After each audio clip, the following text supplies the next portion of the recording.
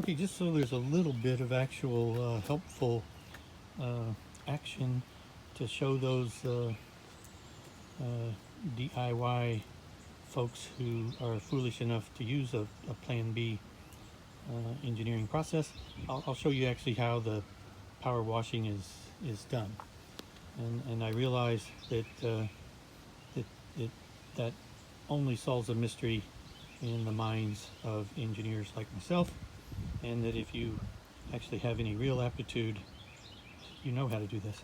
But I struggled at first. I don't read instruction manuals because I don't read, and they don't put them on audiobooks. So I just have to kind of figure it out, and it only took a few tries for me to figure out the right technique.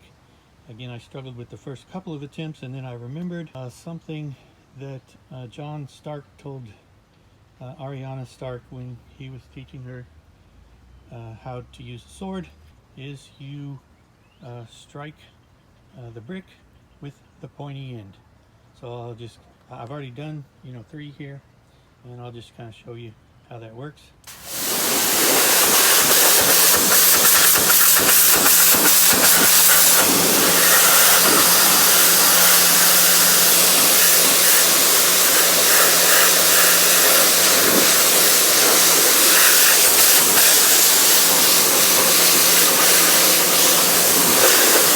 Okay, and it's just that easy. But when you're using materials like these bricks, in addition to taking off the fish waste and pond scum, you also tend to take off a little layer of the brick. And so, safety first, can get some of that debris in your eye, and so you should wear safety goggles, which I don't. I guess I already mentioned I'm kind of stubborn. So let me just finish it up with these last 3 bricks, and then we'll move on to the next installation phase.